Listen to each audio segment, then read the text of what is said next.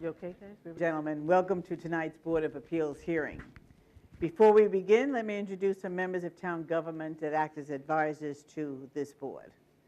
To my left is Valerie Manzo, counsel to the board. To her left is David Flynn, assistant planning director. To his left is Tom O'Brien, a planner in the planning department. To his left is John Bongino, town building director. Now let me tell you why you're here tonight. New York State statute requires that any town that adopts zoning must also have a board of appeals to act as a relief valve so that those persons agreed by strict application of the zoning ordinance can seek relief without the expense of going to court. Town board can give Board of Appeals additional powers such as special exception approvals, site plan approvals, etc. In Smithtown, the town board has given this board authority regarding certificate of existing use and some special exception uses. The most common kind of application before us are area variances. Area variances deal with dimensions such as lot area, frontage, height, setbacks, and parking spaces. New York State statute mandates the board must consider the 5 criteria in area variances. When you come to the podium to present your application, you need to address these 5 areas. They're posted here for you. Number 1, whether an undesirable change will be produced in the character of the neighborhood or a detriment to nearby properties will be created. Number 2, whether the applicant has other feasible alternatives. Number 3, whether the variance is substantial. Number 4, whether an adverse impact on the environment will be created. And number 5, whether the alleged difficulty is self-created. The statute requires the board to balance the interest of the applicant and those of the neighborhood or community. This statute further requires that the board shall grant the minimum variance deems necessary and adequate, and at the same time preserve and protect the character of the neighborhood and the health, safety, and welfare of the community. The board has the power to impose reasonable conditions for granting variances. Special exception variances are different than area variances. When we have a special exception application before us, I will explain the different criteria for each. Regarding procedure, cases will be called in order that they are advertised. When your case is called, please come forward, submit your affidavits and receipts to Mr. Flynn, and then you will be sworn in at the podium. You will be given the opportunity to explain to the board why you need the variance. After the applicant is done speaking, all interested parties will be given one opportunity and only one opportunity. Please organize your thoughts, keep your remarks factual that are related to the case. Then I will ask the applicant to come back to the podium to answer your concerns. The board will then close the case and reserve decision. After all the hearings are closed, the board will review the cases and decide some of them. Others will be reviewed at a later date. There are 3 ways to find out the results of the case. 1, you can wait until after the public hearing, but there's no guarantee that the board will act on your case tonight. Number 2, you can call the planning department tomorrow afternoon. And 3, applicants can wait and be notified by mail. We do have some adjournments, so let me tell you what the adjournments are. Case 16537, Andrew and Allison de Blasi. It's on 52 Johnson Avenue South. That has been adjourned to December 13th. Was there anyone interested in that case? Okay. The next case, case 16538, Christy and Michael Mazalewski on 38 Roosevelt Avenue, Wisconsin. Anyone for that case? That has been withdrawn.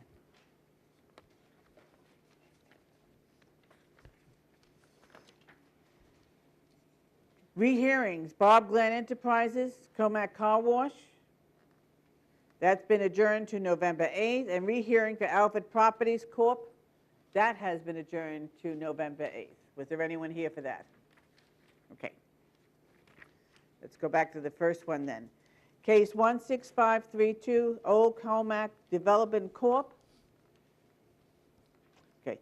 53 School Street, Northport, location, north side of Pine Acre Drive, east of Meadow Road, Smithtown, property zone R21.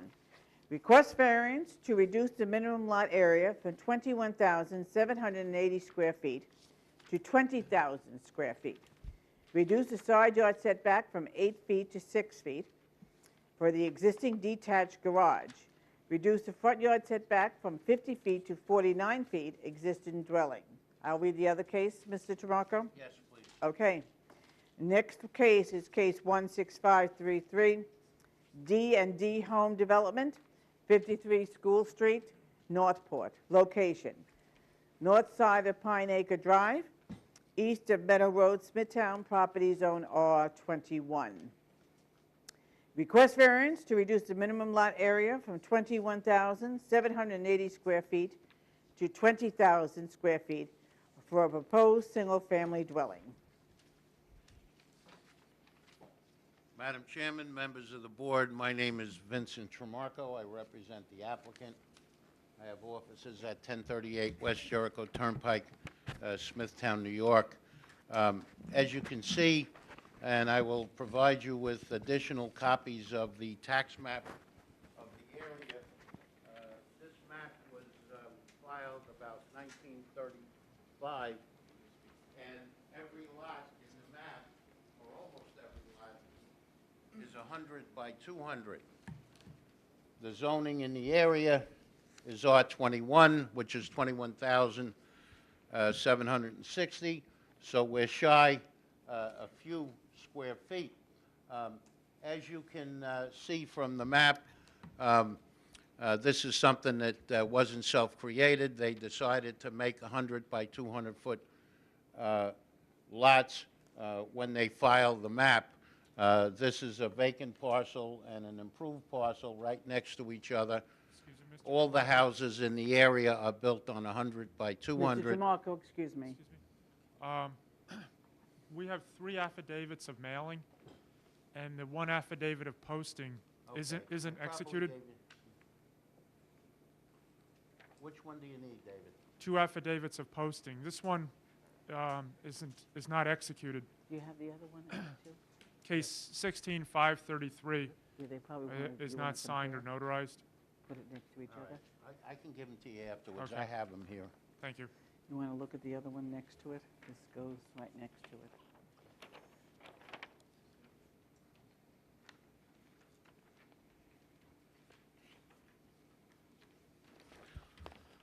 As you can see from the surveys provided, as well as the tax map of the area, as I said, all these parcels are 100 by 200. Houses have been built on them for many years. There's a few remaining vacant parcels. We're not asking you for anything that hasn't been done for each and every house in that development. There wouldn't be an undesirable change in the character of the area because that is the character of the area, 100 by 200 foot lots. Whether the applicant can achieve this by some other method, no, we can't. The lot is the lot. It is that size as every other lot is in that subdivision. Whether the request is substantial, it really isn't when you look at all of the lots in the area, and they're all on the same size piece of property. Whether the proposed variance will have an adverse effect or impact on the environmental conditions in the neighborhood, these are, there is a one-family dwelling, and it's a proposed one-family dwelling, so we don't really have any issues that are environmental in nature. It's flat land. Whether the difficulty was self-created, we're applying to this board for a variance to construct a new house on the subject property and to leave the remaining house on the other property. I'd like to emphasize that, as is the requirement from the town, the building department, and planning, we're not going to remove any trees other than the trees necessary to build the house. I understand that One of the neighbors is concerned about a beautiful stand of pine trees running along the boundary line. My client indicates to me that they will stay there. He has no intention of cutting them down. So if the board has any questions, I'd be happy to answer them. Planning? Thank you, Madam Chair. Gentlemen? No question. Okay, thank you, Mr. Tramarko. Is there anyone here that would like to be heard on this application? Come up to the thing. Let me have your first and last name and spell your last name. My first name is Guy. My last name is Malone, M-A-L-O-N-E. I am the neighbor at 20 Go ahead, give me your address. Pine Acre Drive, Smithtown, right next door to the adjacent lot. Okay, raise your right hand. Do you swear to tell the whole truth and nothing but the truth? I do. Are you going to speak? My name is Linda Malone. I'm his Okay. Okay, my concern he addressed was about the pine trees. There's probably about 15 of them. They're beautiful, and they're probably about 5 feet in from the property line. The man just up here just previously did address that. That was one of my primary issues, because they're absolutely gorgeous. I wanted to make sure that they wouldn't be cut down. And I believe all the other issues that I had as far as the property itself with the house, where it's going to be situated and everything on the property, I believe are okay as far as the distance from my property line and everything. So I don't have any issues with that, and she just wants to speak, I guess. Now, you would need to use the microphone, please. I'm a wildlife rehabilitator. I'm licensed with New York State Department of Environmental Conservation. And that area is full of wildlife that's indigenous to our area. We have red fox, hundreds of woodpeckers, owls. I can go on, and they all live there. I mean, this woman, Mrs. Cunningham, that lived there, who passed on, and then her children took the house and whatever, they sold it, and now they're trying to subdivide property, and they're going to clear all this area, brush. Gorgeous wisteria that grows naturally. It's amazing, and it's just somewhat, I just can't see that happening. Plus, the town spent a fortune putting in a sewer system and gorgeous curbs there where we have a drain that we need very badly, which will be probably where they're going to want to put a driveway or something. It's not right to clear that much land of trees. Thank you. Okay. Anyone else? Okay. Mr. Tramarko, is there anything you need to say? As I said, we will try and protect all the trees other than where we're building. Driveway generally is mandated by the way we set the house. We're not interested in taking any trees down or taking away any environment for the wild animals that are there. However, we do need to build the house. Okay. Thank you. Thank you. I'll entertain a motion to close the hearing. So moved. Second. Really moved in second. All in favor? Aye. Aye. Motion carried. Okay, these are two different ones, so you're going to have to sort them out. These are 33. I think the other ones are 32. Okay.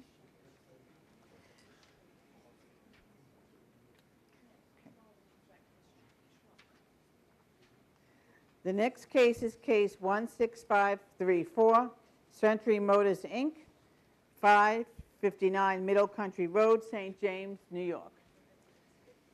Location, northeast corner of Middle Country Road and Arlington Avenue, St. James. Property zone WSI. Request variance to increase the maximum height of a wall sign from 15 feet to 17 feet 4 inches for S-33. S-3008, increase the maximum number of wall signs from 1 to 7. Good evening, Ms. Ganadeo, members of the board, J. Timothy Shea Jr., Sir Tillman Ballin, 13, actually, we changed our address, 100 Motor Parkway, Hauppauge, New York. For the applicant, Century Motors, you may be... Ladies and gentlemen, please.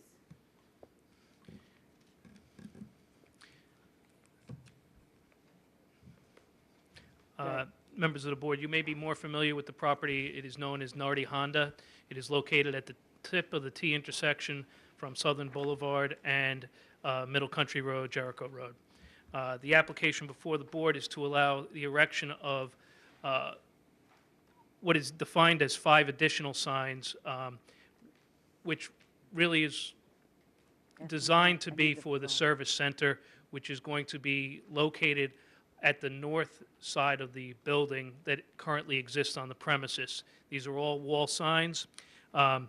They are in the nature and character of the area. As the board is well aware, there are numerous car dealerships in the immediate vicinity. All of them have numerous signs on the wall signage, and many have wall signs that are greater in height than the variance that we're requesting from the board. These include the Audi dealership, which has a sign which must be at least 30 feet in height, a wall sign. The Dodge Chrysler dealership, which not only has a sign which says pre-owned certified at about, I'm going to say at least the upper 20s in height, if not 30 feet in height, but also has 7 signs on the building itself. Smithtown Nissan, which has 2 large signs, again, substantially same in height. The application before the board, if granted, will not produce an undesirable impact upon the neighborhood. It is all commercially zoned within the immediate area. The signage will face Middle Country Road, which is all commercially zoned, and is in the nature and character of the area.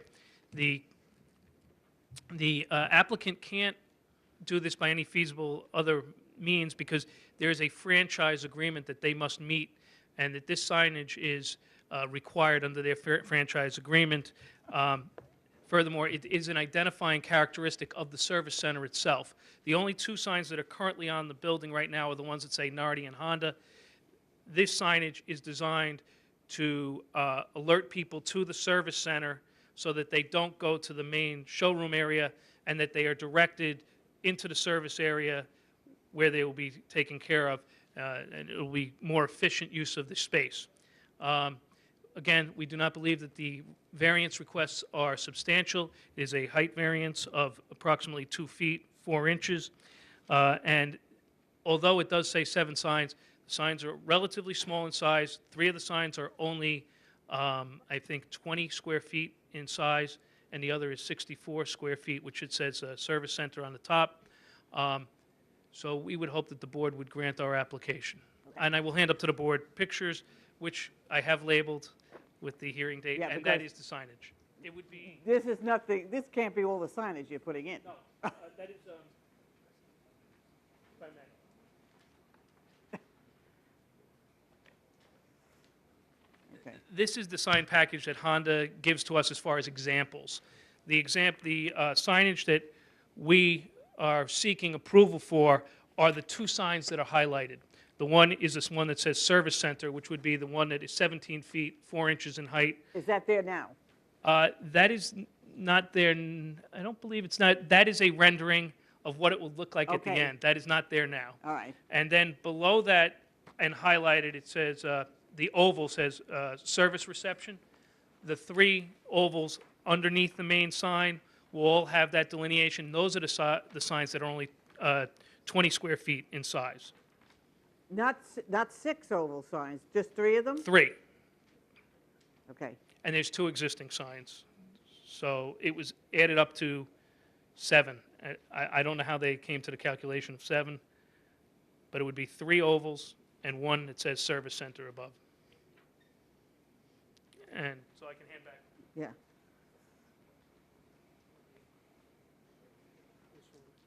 I know that the highlighting is a little faint. Okay. I'll just put a little X there. So they you can see know. what they are. Okay. Yeah, that's what the Service Center is. Okay.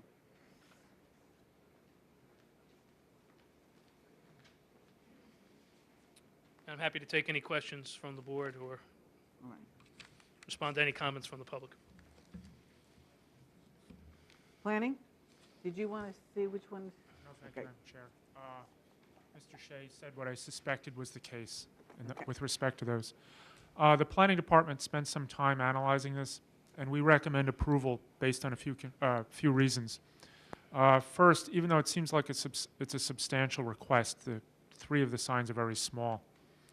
Secondly, it seems like there would be little impact to the character of the district based on the size of the signs and the setback of the building. Third is if the variance were denied, they could actually have a worse impact on the neighborhood by using the zoning ordinance to their advantage, because the zoning ordinance allows 2 square feet of wall sign for every foot of building frontage. So if the variance were denied and they used that permission, I think that would have more impact than what they're actually proposing. Tom, do me a favor. Go in the back, tell those people to go in the library if they want to talk and discuss the plans. All right? Okay. Gentlemen, did you have any questions? No question.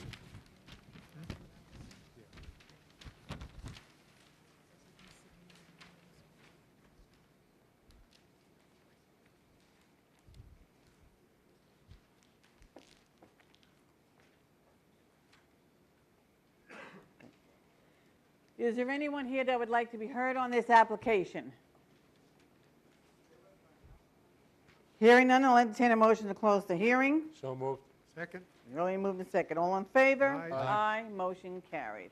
Thank you. Good night.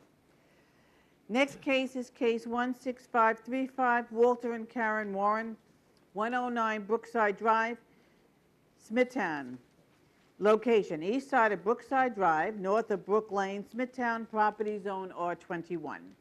Request variance to decrease the distance of a storage of manure from 50 feet to 5 from any side or rear lot lines. And your name, please? Hi, my name is Walter Warren. I live at 109 Brookside Drive, Smithtown, New York. Okay, and your wife? My wife is... Karen Warren. All right. Will you both raise your right hand, please? You swear to tell the whole truth and nothing but the truth? Yes, we do. Thank you. You want to tell us why you're here? Okay, we're requesting a variance for the manure, location of a manure bin. We want it to be reduced from 50 feet to 5 on the one side, and on the left side of the property, we're going to be complying by 90 feet instead of 50. This is all. We don't feel that it has any undesirable changes. We're in a horse-friendly community. There's horses all around us. Horses walk by my property on a daily basis. The manure bin, actually, that's number one. Number two, the property is only 100 feet wide. There's no other place we can put it that complies with it, and totally, we need 5 more feet of width, then we wouldn't need a variance. We don't feel it's substantial, because, again, we only need the 5 feet. It's, we're not asking to put it directly into somebody's kitchen. It's actually 5 feet outside my own, 10 feet outside my own kitchen window. There's no impact in environmental conditions.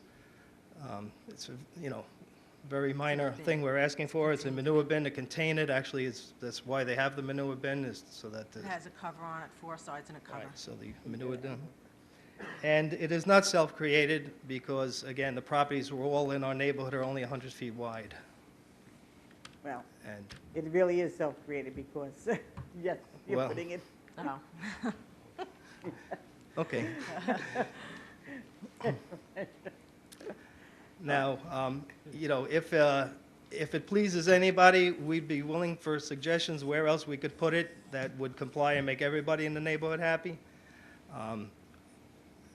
Regarding the neighbor to my left, again, we're 95 feet from him. My neighbor to the right, although we're 5 feet from the property line, it's about 200 and some odd feet from, from anywhere where she has living space in the house.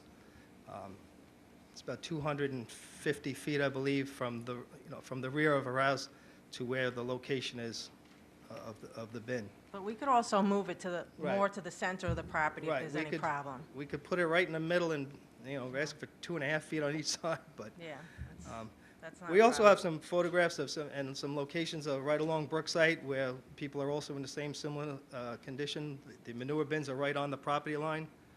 I'd like to submit some photos if you want to see them. I don't know if you need them or not. if you Are they don't all want 'em. labeled and everything? I mean, Um, we're very familiar with, Oh, With okay. Brookside? I Okay. think, well, we have Okay. 3 photos. We only Well, yeah, one is labeled. You got to use the mic as much as you Oh, can. we have 3 photos that we took today, but only one is labeled. I You don't can still know. see the location of the bin is right on the property line of these houses, and they're right in the front yards. This is, Yeah. again, way in the backyard. Yeah, but you don't know if they have variances That's or correct. Right, permits. I right. don't. And I I'm don't know. sure they all have variances, because the Well, the properties variance are is small. required, Yeah. but I don't know if they Well, have them. maybe not. Who knows? Okay. Okay, Yeah, it is required, but we don't know if they, Right, Right. that's true. I don't know. We don't I didn't know. ask them. all right, let's see Okay. if there's anyone else. Okay. that's- Thank you. Thank you Planning? very much. Just a thought, Madam Chair, is the proposed location is probably better from the garbage truck standpoint of being able to make a three-point turn on the property and come out safely onto Brookside Drive as opposed to backing all the way out. That might impact the neighbor to the north, and even if that neighbor is agreeable to having a dumpster so close to the property, that doesn't mean that future neighbors, you know, like whoever this person sells to at some point in the future, would like to have that. So maybe the board would want to consider, to mitigate the impact to the neighbor, is approving it subject to some sort of a fence to block the view of the dumpster. Okay, we'll consider it, I don't know. Thank you. Can I just say something again? or- Very quickly, Okay. because I only let, Most people in the neighborhood, when it's time for the truck to pick up the manure bin, they move it from the location where it's stored, and they actually like drag it to the front. Right, they wheel it up, and this way the truck makes it easier for the truck to get in and out. But, you know, we wouldn't be objectionable to doing something like that as well. So the truck doesn't have to come all the way in. You know, we could move it to, that's what most of them do is, you know, the night before the pickup, they move the bin to a better location for the truck. Okay? okay. All right, is there anyone here that would like to be heard on this application? Come up, please.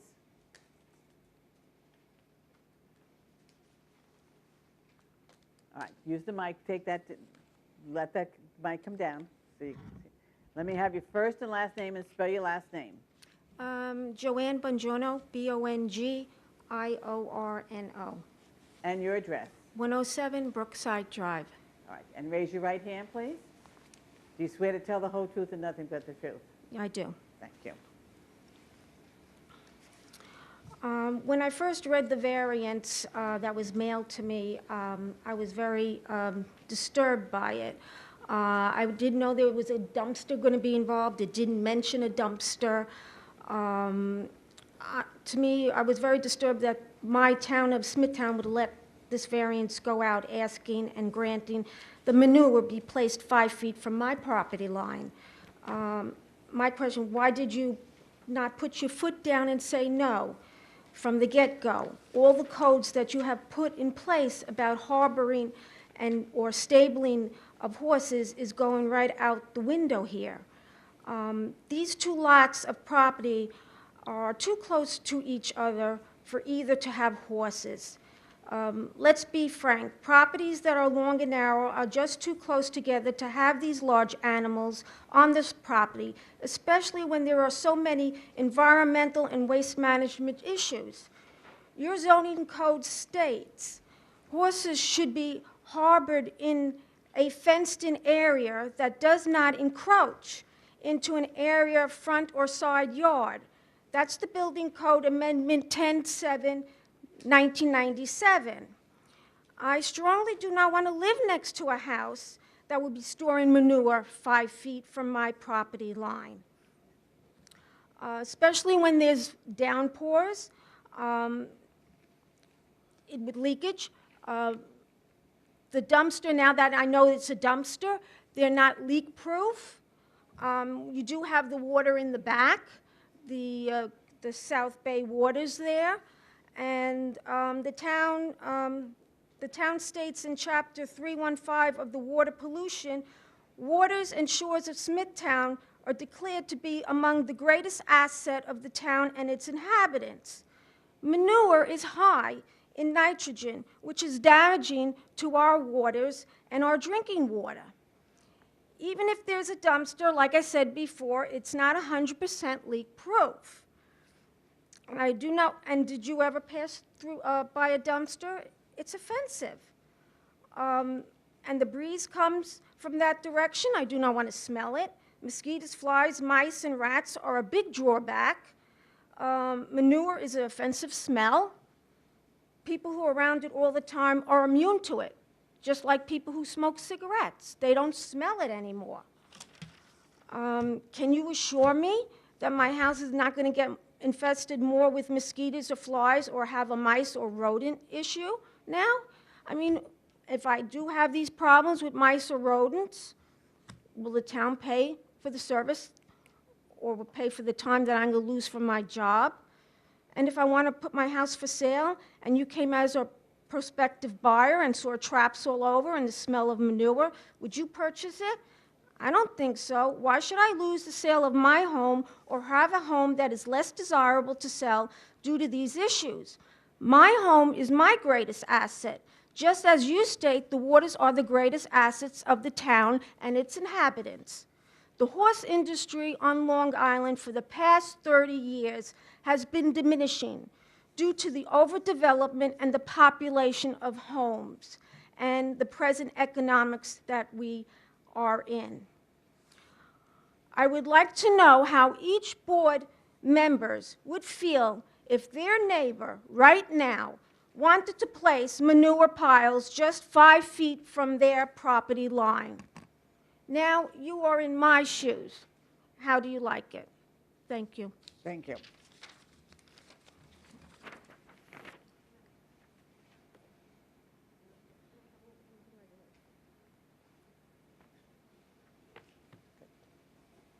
Is there anyone else? Come up, please.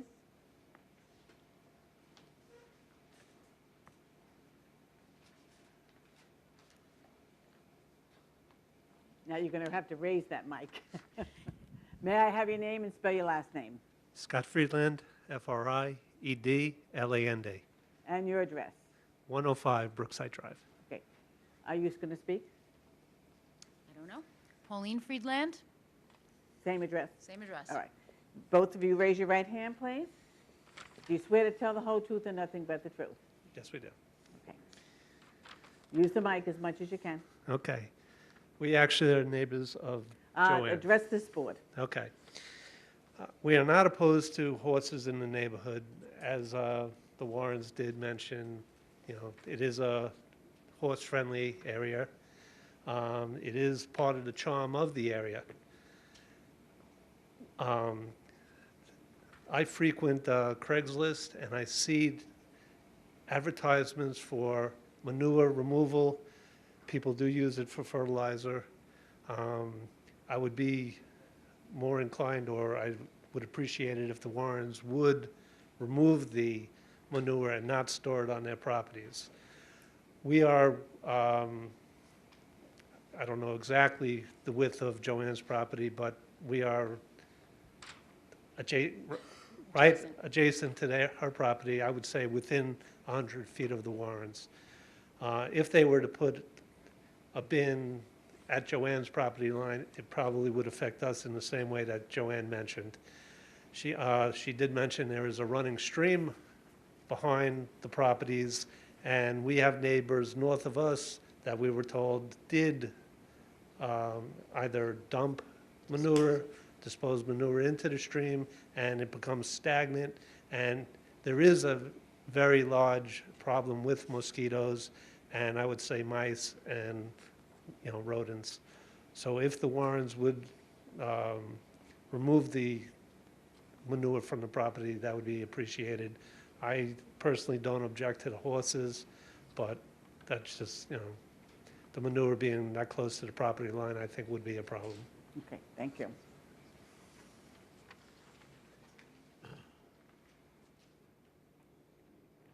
Is there anyone else? Come up quickly, please. No, there's someone else.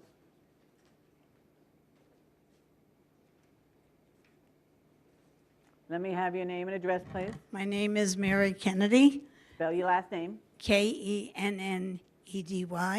Your address, please. 108 Brookside Drive. I'm across the street. Okay. Raise your right hand, please. You swear to tell the whole truth and nothing but the truth? Yes, I do. Again, I don't have any problem with horses in the area, but yes, I'm not too thrilled to have a manure shed or manure stored on the property. For basically many of the reasons Joanne has stated, but that's my feeling about it. Okay. Thank you. Thank you. Okay. Would you like to come back up? I'll let you come back up. All right. Yeah. I just wanted to address the neighbors' concerns. The manure bin is a completely sealed unit. I've been doing this, I'm 54 years old, I've been doing this since I'm 9 years old, dealing with the horses and the manure and stuff, and I understand their concerns. But the manure bin is completely sealed on 4 sides, and it has a cover on it. The manure is put in daily, the cover is closed, and the manure is picked up every 7 days by the manure company. As far as the neighbor on the other side of Joanne, as far as getting the manure removed from the property, we could put it in a trailer and take it off the property, but that would be the same thing as having the container picked up once a week. Having the top on the container closed keeps all the flies and keeps everything contained inside the bin itself. So that's all I have to say. Thank you. Also, it is a town requirement. We cannot actually remove it ourselves. We have to have a bin. It is a town requirement, just what I want. And we are in the horse-friendly community. There's horses all around everybody. Oh, and actually, as far as the stream behind us, the DEC did send 2 biologists to the property, and we are outside their jurisdiction as far as where the bin is going. Thank you very much. Thank you. Okay, I'll entertain a motion to close the hearing. So moved. Second? Already moved and second. All in favor? Aye. Motion carried. Next case is case 16537, Andrew and Alice de Blasi. It is adjourned to December 13th. Oh, yeah, let me go back to that one. Case 16536, Del Flago, 429 North Country Road, St. James. Location: west side of North Country Road, north of Edgewood Avenue, St. James. Property zone CB and R21. Request variance to reduce the required parking from 158 to 116 for 2 proposed 45-square-foot walk-in freezer boxes. To permit an awning sign to project more than 4 feet from the wall to 4 feet 3 inches. To permit an awning to be used as a sign without writing on the awning. And your name, please. Joseph DiNicola. Nice and loud. Joseph DiNicola. Spell your last name. DeNicola. And your address. My address is 9 Heidi Court, St. James, New York. All right. Raise your right hand, please. Do you swear to tell the whole truth and nothing but the truth? Yes. Okay. Would you like this gentleman to speak for you? Yes, my architect, Mark Mancini. Okay. Good evening. Good evening. I'm Mark Mancini, 222 Middle Country Road, Smithtown, New York. Okay. Raise your right hand, please. Do you swear to tell the whole truth and nothing but the truth? Yes, I do. Good. Thank you. Members of the board, what we have here is a brand-new restaurant in St. James called Del Fuego. It's in a location that was formerly a butcher shop. Before that, it was vacant for quite a number of years, I believe, and a couple other things before that. I've had the opportunity to go up there and visit, and it's actually quite well done and a beautiful addition to St. James. What we're asking for the variance from the board tonight is 2 walk-in box refrigerators in the back of the store, located just outside the exit. As you can tell, this space is tight. There's just enough number of seats and the kitchen and the bar area to accommodate everything. So we must have some outdoor refrigeration. There is one refrigeration unit on the side of the building that is strictly for keg and beer refrigeration. It's not something that they go in all the time. It's actually occasionally just loaded up, shut off, and it actually has a pipe that goes into the building to feed the tap for the bar area. The other one is a 45 square foot unit for food. And it's right outside the doorway. It does not impact the parking. There is a previous variance for this location for parking. We're not changing the number of stalls or anything like that. As far as the sign goes, there's an awning that goes across the front of the building. It is in character with the building. And there's a store or a sign located right at the center of it, which is not overbearing. It's pretty small and right up front. That's it. Okay, we were there yesterday. As you know, we visit all the sites. Is that, what, is freezer box already there? Yes, it is. Okay. During construction, it was put in. Okay. Absolutely. Planning? Just a thought for the board. The parking variance is substantial. And even though we haven't done a study, we inspected the site yesterday around lunchtime. And it seems hard to imagine that the parking would ever fill up in the back. If you recall, at least in my opinion, I think the parking variance would not create an impact on the adjacent properties. Thank you. Gentlemen? No question.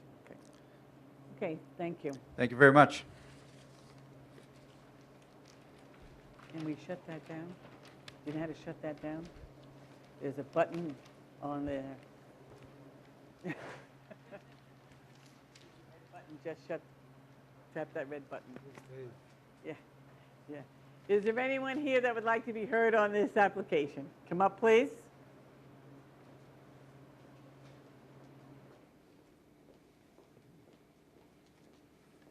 May I have your name, please? Catherine Schmal, S-C-H-M-A-L, Catherine with a C, 750 Acre Court, St. James, New York. Raise your right hand, please. Do you swear to tell the whole truth and nothing but the truth? Yes, I do. Are you going to speak? Yeah. Oh. No, he says no. All right, you want to tell us where you... We live behind that set of stores, and Del Fuego is the newest addition, and it is a very pretty restaurant. I'm excited that it's occupied now. I just have some concerns that weren't addressed in the presentation. The height of the freezers, because my property is exactly right behind Rocco's Restaurant and Vintage in between. The height, the noise, the humming from the refrigeration. Is there going to be anything done as far as arborvitae, some kind of buffer for this new addition? And the parking, are the cars going to be in back of the restaurant now with this additional spot? And just deliveries, are they going to be coming in and out to that freezer? Is the freezer only going to be used for the employees of the restaurant? Right now, we've been very happy with Vintage and Rocco's. They're very respectful. We don't have any issues in the back of the property. So I just wanted to address that and have those questions answered, mostly because of the noise and if the freezers are high, what the height will be, if it's going to impact Did you see the our freezer? view. It's there now. Yeah, I can see it, and it's pretty covered, but we still have a lot of foliage and everything back there. I'm not sure what the impact's going to be once winter hits. Okay. Thank you. Thank you. Is there anyone else?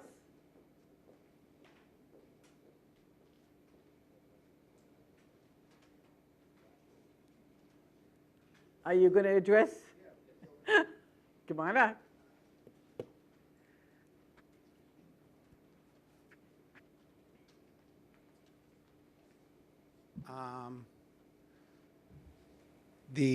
I'll start with the hours of the operation.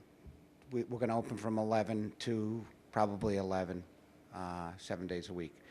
So our deliveries will come in probably after, I'd say 9:30, because the staff doesn't arrive until then.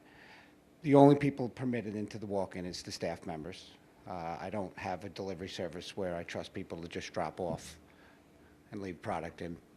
leave. We obviously, I have 3 other restaurants in Suffolk County. Use the mic as much as you can.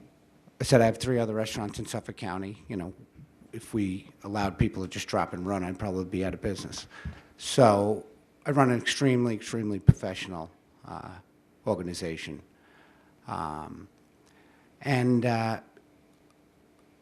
if something else is required, you know, if we wanted to put a fencing or something, you know, where that one compressor is what it is, I mean, I'd be happy to do that.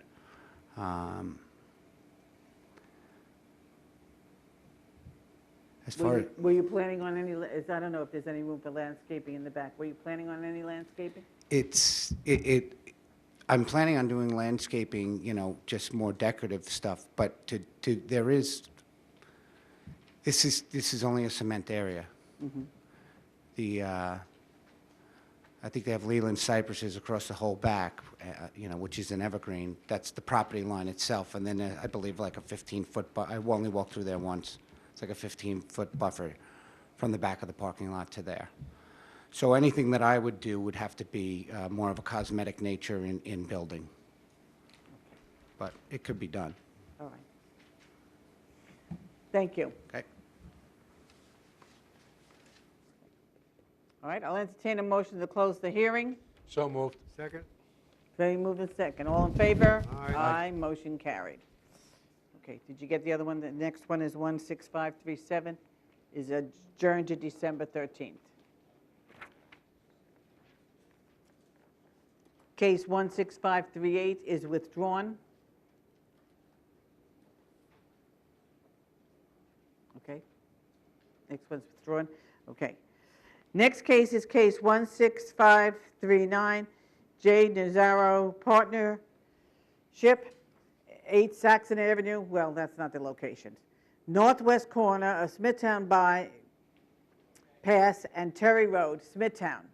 Property zone NB and R10. And variance to increase the maximum area of a ground sign from 32 square feet to 348 square feet.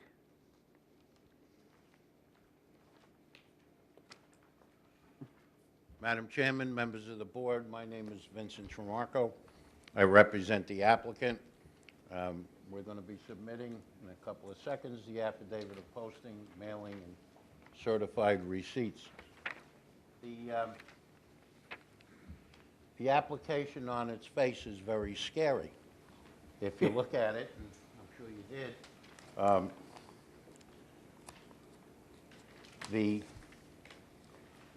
the requirement is 32 square feet, and we're asking for They're counting this.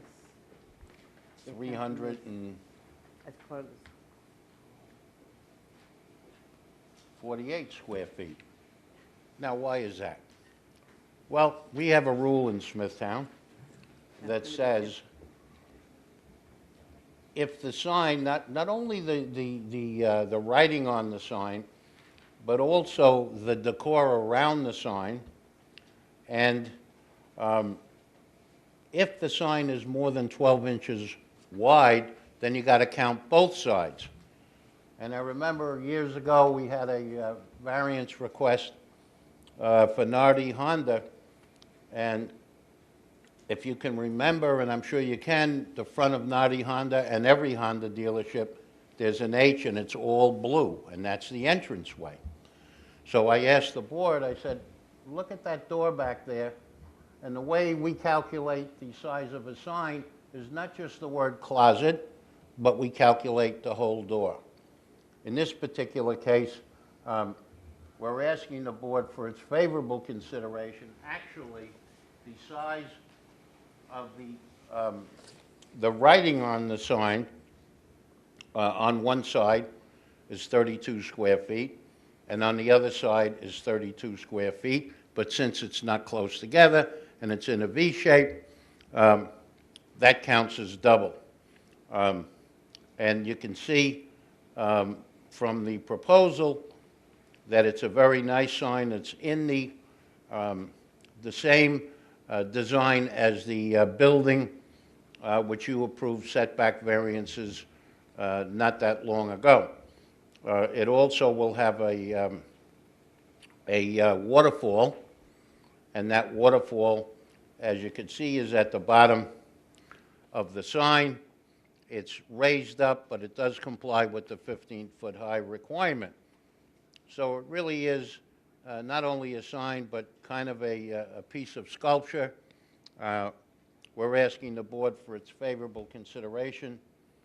I have Vice President Greg Mogul, if you have any questions. He's here, and that's it. I don't have any questions. Maybe planning, do you have anything? Gentlemen? No question. No question. Oh, I got to do the 5 criteria. Go ahead. We don't think it will make a change in the character of the neighborhood. This was an old an old gas station which was knocked down. The property was cleaned up and remediated.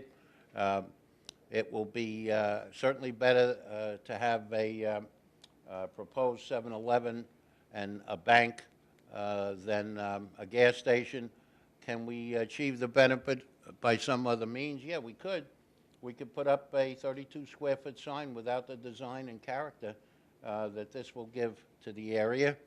Whether the proposed variance is substantial, not when you really look at it and see what the real situation is. It's a structure that goes with the design of the building. Whether it will cause any adverse effect on the environment, no, it will not. It's a freestanding backlit sign with a recirculating waterfall so we don't waste any water. And was the alleged difficulty self-created? We didn't do it yet. We're asking for your permission. Thank you. Thank you. Okay. Is there anyone here that would like to be heard on this application? Okay, come up, please. You know it is just for the sign? Yes. Okay. May I have your name, please, and your address? Good evening. My name is Daniel Hurtis. That's Say your last spelled name. Huertas. I And live your- at 5 South Avenue. Okay. That's the property behind the proposed location. Raise your right hand, please. Do you swear to tell the whole truth and nothing but the truth? I do. The only concern I have is the proposed square footage being 11 times greater than the, I guess, than the town's spec. That seems kind of large. Yeah, but do you understand, have you seen the sign? No, I have not. All right, let me let you look at this so you know what we're talking about. They're including this waterfall as part of the sign. That's why the square footage is that high. So if you want to, you have to give this back to me, but if you want to look at that at the podium, you can. And this is strictly for the outside sign. Yeah, that sign outside is 32 square feet on each side, and the post, and then this is the waterfall. Okay, so the water feature is part of the square footage? Yes. Left to right. And will that be on the corner, or is it going to be down Terry or down 347? I'll ask that Okay. for you. All right, Thank you. anything else? Thank you for your time. Would you want to answer his, where its location is, please? It's at the corner. It's At the there? corner of Terry Road and 347. On the corner? Yes. Okay. Okay. I'll entertain a motion to close the hearing. So moved. Second. Ready, moved, and second. All in favor? Aye. Aye. Motion carried.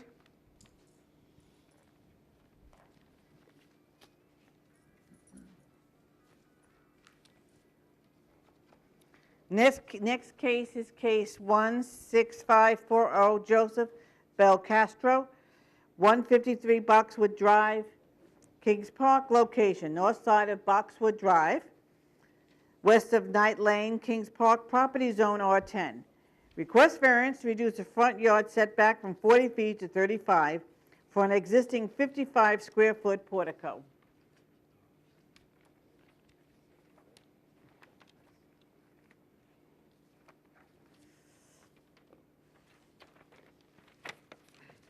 Good evening. Good Name is evening. Joseph Belcastro. Raise that mic. That better? Better. Let me have your name again, please. Joseph Belcastro. And your address. 153 Boxwood Drive. Okay. Raise your right hand, please. You swear to tell the whole truth and nothing but the truth. Absolutely. Okay. You want to tell us why you're here? Please excuse my inexperience. I'm not too sure. I've never done this before. That's right. If I miss anything, please allow me to clarify it. First-time homeowner, bought the house 2 years ago, myself and my wife.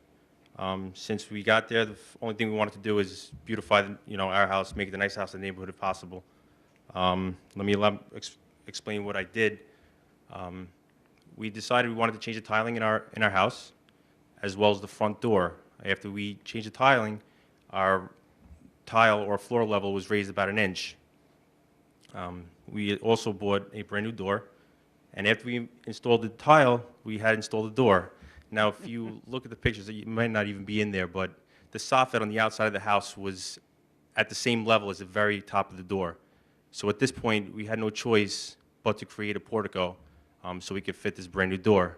I was unaware that I needed to go through this process, but we really had no other choice. So I guess if I'll try and go through the list, I don't think it's an undesirable change. I think, if anything, it makes it look more appealing. Benefit, other than area variance. Oh, the one issue I have is that they said the square footage was about 55 square feet. The actual survey never accounted for the existing roof line. So all we did essentially was extend outwards toward the front property line about 16 inches. The length of it, which is 11 feet, was the same as the existing roof line. So I mean, as far as if the area requested is substantial, I don't believe it is. Physical, environmental condition, I don't know how that could possibly have any effect on that. And I guess if it was self-created, possibly. I mean, that's the way the house was built. I mean, if there was a mistake on my end. You built it without, knowing you needed a permit. Right. And variance. As far as self-created, maybe they could have made the roof a little higher. I mean, other than that, I really don't know what else to say. Okay, you're fine. Good. Planning, anything? Gentlemen? No question. Okay, Good. Thank you. thanks. Is there anyone here that would like to be heard on this application? Hearing none, I'll entertain a motion to close the hearing. So moved. Second. Israeli moved and second. All in favor? Aye. Motion carried. Next case is case 16541, Peter Ramos, 5 Rainbow Drive, Hauppauge. Location, north side of Rainbow Drive, east of Mount Pleasant Road, Hauppauge. Right there. Property zone R15. Request variance to reduce the minimum front yard from 45 feet to 37 feet for an existing 84 square foot porch. May I have your address, your name and address, please? Pete Ramos, last name Ramos, R-A-M-O-S, 196 Gunther Avenue, Bay Shore, New York. Okay. You own this piece of property then? Yes, I do. Okay. Raise your right hand, please. You swear to tell the whole truth and nothing but the truth? Yes, ma'am. Okay. You want to tell us why you're here, please? I got overzealous with rehabbing this house. I rehabbed the entire house, and kind of like the gentleman before me, the portico was a little bit too small, and then myself and my carpenter got a little bit crazy, and we built it out a little bit. It only took, I think, 8 feet of the frontage of the property. But I have a picture I'd like to show you of the before and after of what we have. Okay. Yeah. We don't have the affidavit of mailing, and also we don't actually have the green cards. Yeah, like these. Those are the receipts. But we also need the what's called the affidavit of compliance.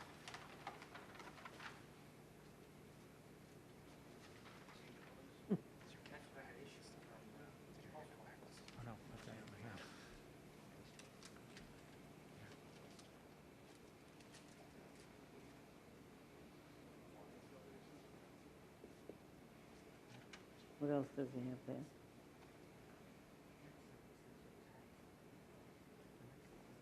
Mm-hmm.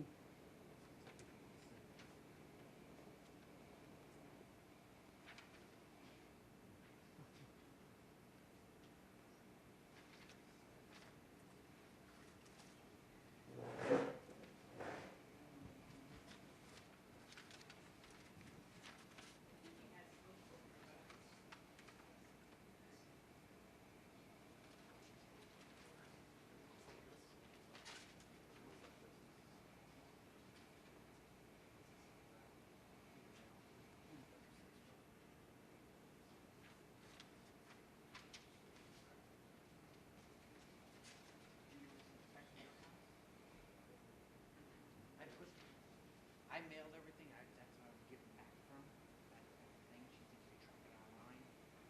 I actually didn't have it, I didn't track it online, but I didn't get anything back to my house.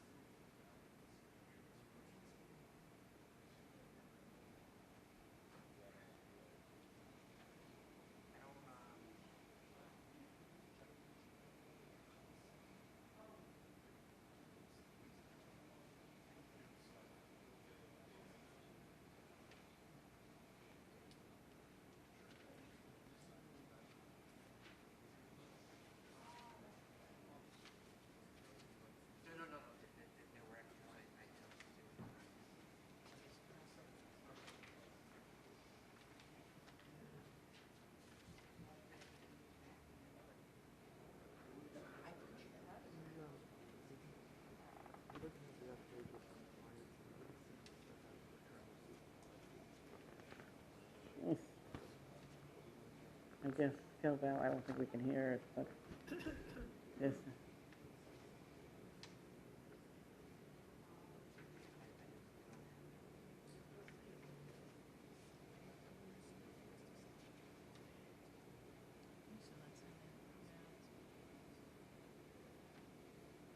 Can't hear it. Yeah.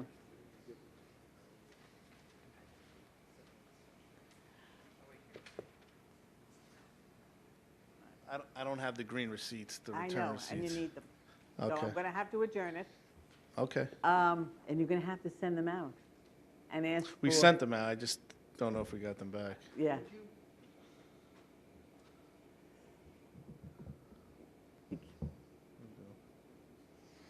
Let me have your name and address. Michael Friel, 6 Pacific Street, Bay Shore, New York. Raise your right hand. Friel. You swear to tell the whole truth and nothing but the truth? Yes, I do, ma'am. Postal company, that's what I was given as a receipt, and they said you could track it online and see if they got it or denied it or never picked it up. Is that acceptable from them? No. You need the actual, okay. All right, I mean, you're not being heard, it's done, isn't it? Yes, yes, ma'am. Okay, so you're going to have to send them out and ask for a return receipt, and then you got to do the affidavit of compliance also. Okay. All right? So, yeah. They will have to post the property. They'll have to do both affidavits. Right, okay, and you're going to have to post again. Okay. Yeah, and the affidavit of posting. So you need the affidavit of posting, the affidavit of compliance, you got to send out the cards again with return receipts. All right? Now, if you can get it done, I'll let you go to next meeting, which is November 8th. Great. Thank you very much. Okay? Have a good night. Thanks.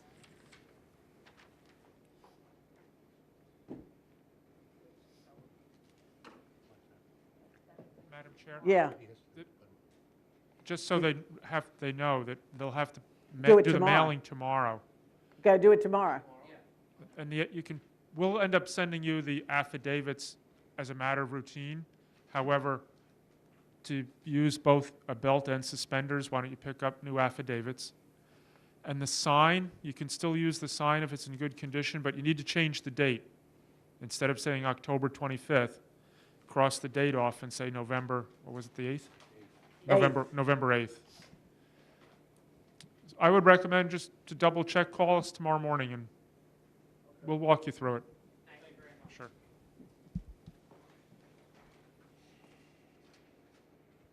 Okay. November 8th? Yes, it's been, so case 16541 is adjourned to November 8th. Next case is case 16542, John and Barbara Franco, 1 Loxley Lane, Wisconsin, location southeast corner of Saxon Drive and Gibbs Pond Road, Wisconsin, property zone R10. Request variance to reduce the minimum front yard setback on Saxon Drive, Loxley Lane, from 40 feet to 31 for a proposed 153 square foot first floor addition. Good evening. Good evening. Your name, please? Hi, my name is John Franco. Last name is Franco. My address is number 1 Loxley Lane, Wisconsin, New York. Okay. Raise your right hand. Do you swear to tell the whole truth and nothing but the truth? I do. Thank you. Okay, I'm here this evening to request a variance for a structure that I already have. In 1999, I was issued a variance and then subsequently a certificate of occupancy for a screen room that's on the front of my house currently. What I'm looking to do is take that screen room down and build a residential structure to enlarge my living room.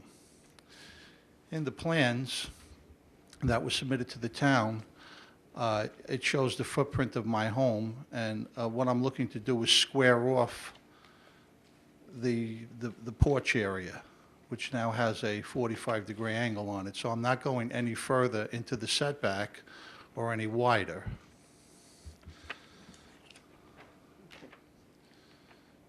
I've submitted plans. We're looking to build a reverse gable. So to answer the questions regarding the variance considerations, the variance will not change the neighborhood appearance. This reverse gable will actually be an aesthetic improvement to our house and also to the area. We live on the corner, and the road kind of slopes downward, and we're behind quite a bit of shrubs. So there's no impact there. We're actually like in a hole. The home was built 2.5 feet below the proposed grade of the road. So we're the original owners of the home. Now, the variance wouldn't be a detriment to neighboring properties because it would comply with the way the other homes are built. The benefit sought to be achieved as an alternative other than a variance, I wouldn't be able to build it anywhere else on the property because I'm looking to take down the screen room and put up this wooden structure. And there's no environmental impact or adverse effect on the environment. That's not going to be a problem. And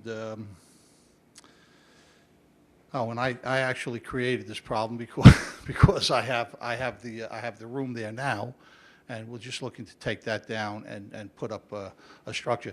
Now, my original variance was I think it was 32 feet, and this one is 30. I think it was 31 feet. This one's going to be 32 feet. Actually, the foundation is already existing there. When they put the screen room in, they set it back. But when this structure is built, it's going to have 2x6 walls for the exterior, so it's going to come right to the foundation. I'm not going to go any further into the property setback or any wider than that's already there now. And that would be it. And any questions?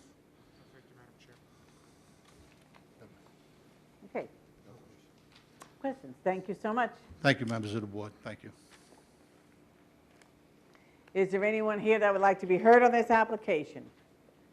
Hearing none, I'll entertain a motion to close the hearing. So moved. Second. Really moved to second. All in favor? Aye. Okay, next case is case 16543, Cellular Sales, 2020 East Jericho Turnpike, Comac location, south side of Jericho Turnpike, east of Walter Court, Comac Property Zone CB. Variance to increase the wall sign area from 124 square feet to 454 square feet, increase the wall sign height from 15 feet to 20 feet. And your name, please. My name is Rick Amico, A-M-I-C-O.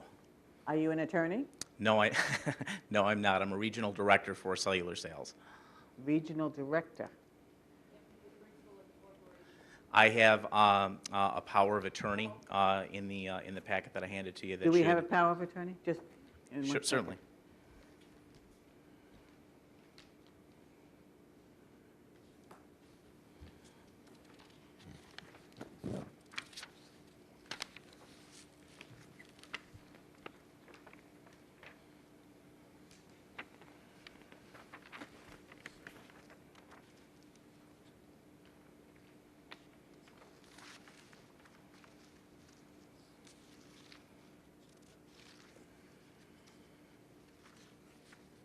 Can I just have that thing that's the sign with the, thank you, Steve.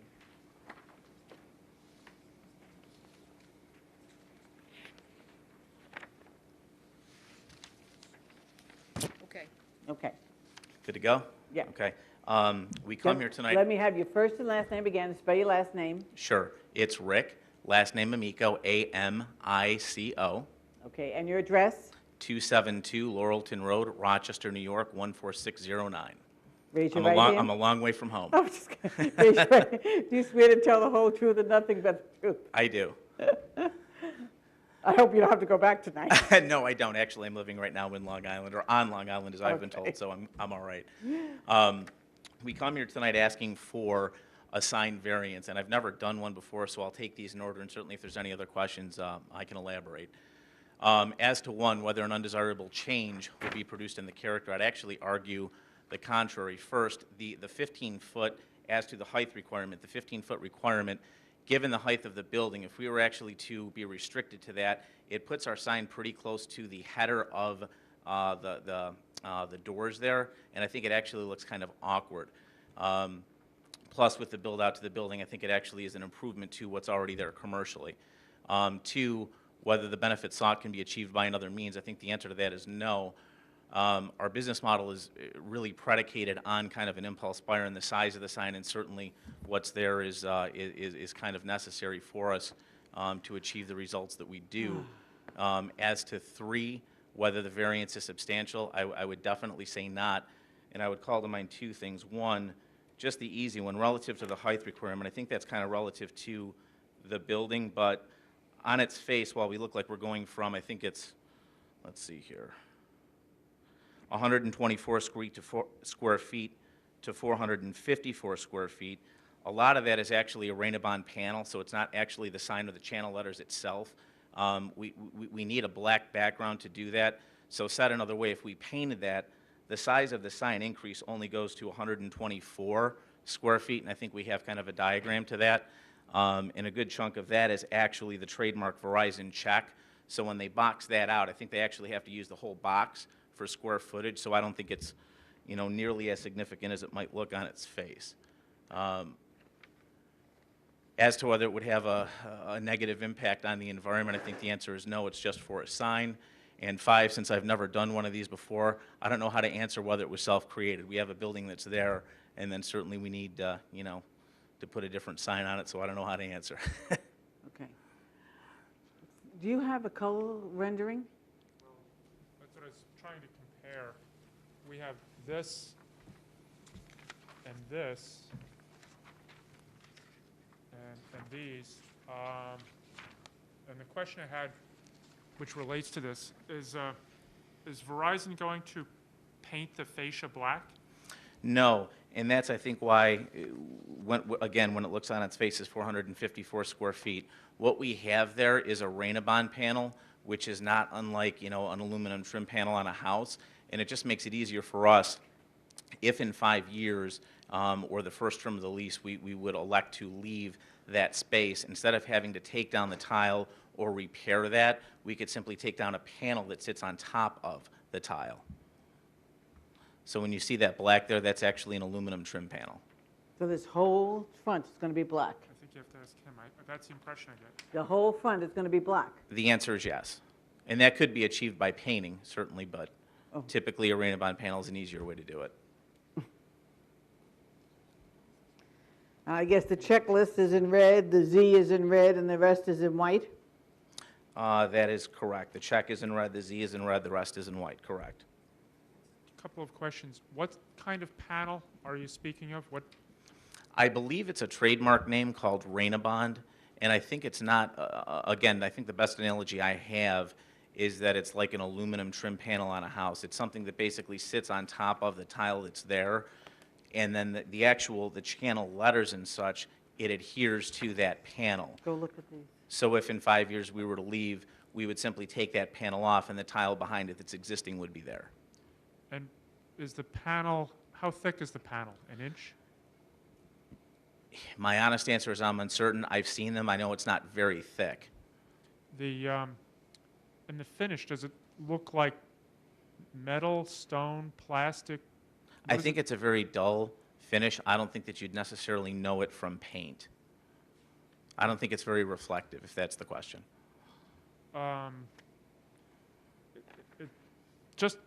This is just my opinion. The black band seems out of character for that shopping center. Would the company, if a variance were granted to increase the area and height of the sign, would the company be agreeable to having it some more natural color, whether it be the stone that's there or whatever that is? Actually, my understanding is one of the biggest considerations we have is for the contrast in the natural Verizon colors, the black background, and we can achieve it a different way. In other words, if we're against necessarily a Rainabond panel, we can certainly achieve that with stucco, painted stucco. We're painting the tile that's there. And it's going to be black, you're saying? Correct. See, as you know, or as you could tell, I'm not on the board, but from my perspective, then in essence, a third of the building becomes a sign. And I don't think it's the right thing to do for the town.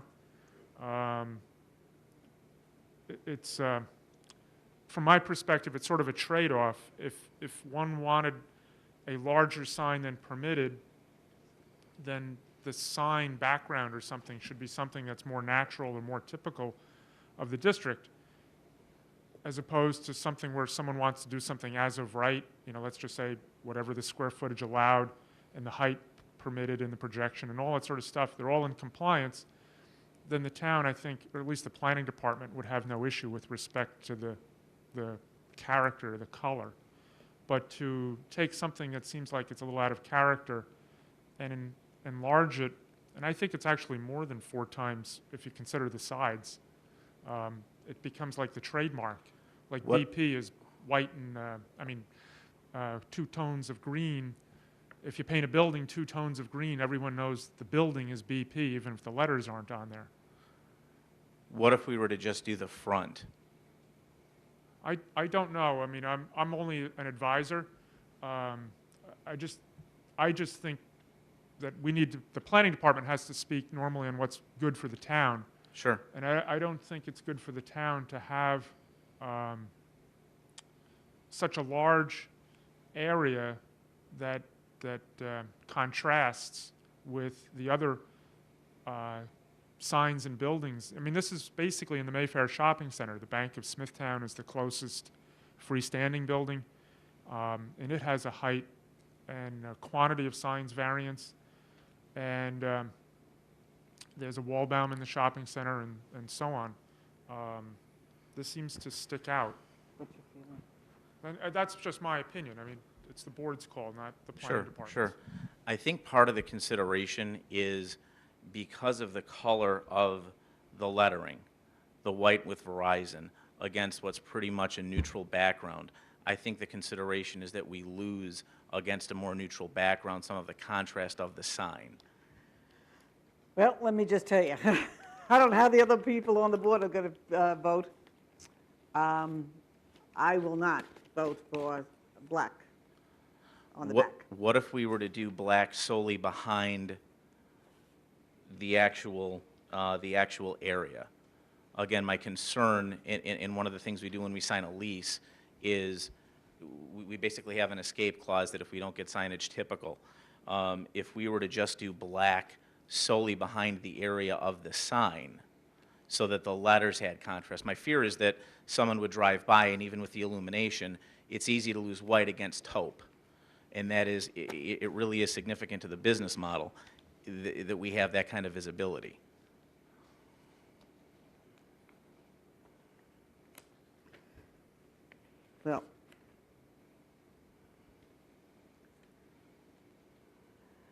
Well, let me just tell you that, first of all, we don't have Suffolk County Planning, do we, David? Do we have Suffolk County Planning? No. All right. There'll be no decision tonight. Okay. Of Suffolk County Planning. And I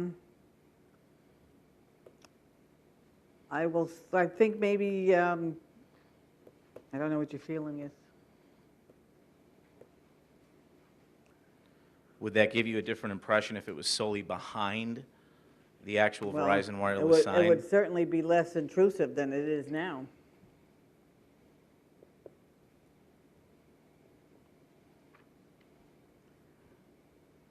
Do you all have, do you all have one of these? Can you all see one of these?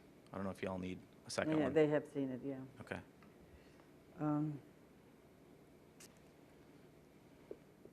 Why don't you, I don't know how to. Just say, I might suggest that something along those lines might be a fair compromise between what the town requires by the ordinance and what Verizon requires for its image. Thank you. You want to see what?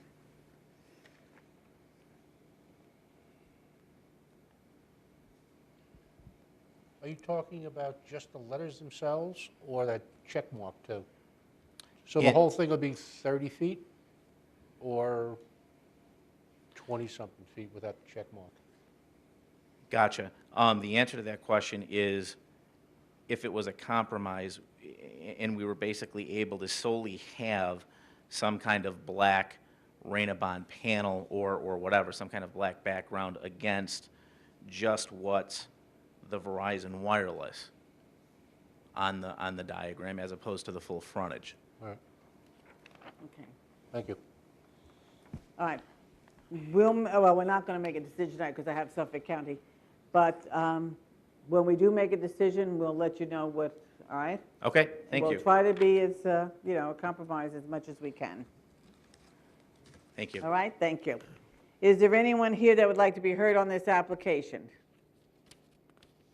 Come up quickly, please.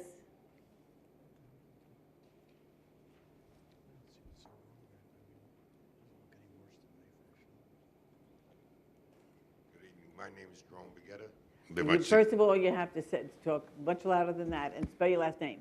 Baggetta. And your address, please. 61 Verbena Drive. All right, raise your right hand. You swear to tell the whole truth and nothing but the truth? Yes, I do. I'm concerned. What's your first name? Jerome. Jerome. Good. I'm concerned about the lighting on this building. In Mayfair Shopping Mall, no one has 454 square foot signs. Everyone has it on top of the heading of the entrance of the doorways. And it's lit up pretty fair. And everyone knows and sees what is there.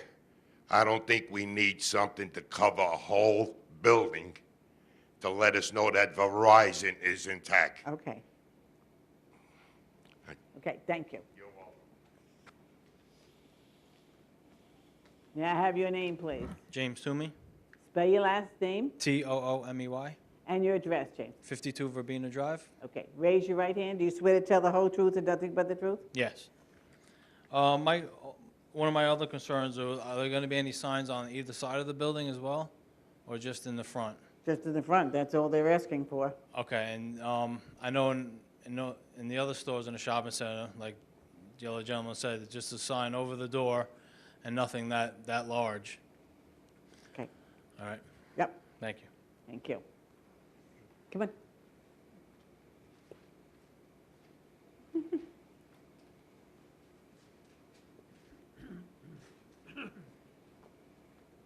Hi, Dawn Vieira, 25 Blue Spruce Lane, Spell your last name Vieira. and raise your right hand. Do you swear to tell the whole truth and nothing but the truth? Yes. My husband is stuck on the northern state, so he wasn't able to be here. But my child's room is going to be, I live on the back of Jericho, or my house faces the back of Jericho, and I don't need a light shining in her room. My bedroom is right next door. I don't need a light shining all night long in my room. I shouldn't have to redo my window treatments to, detract the light. Window treatments are not cheap. I pay a lot of money in taxes and, unacceptable, especially for this sign to take up the whole building. Okay. That's all I Okay, have. thank you. Okay. You can respond?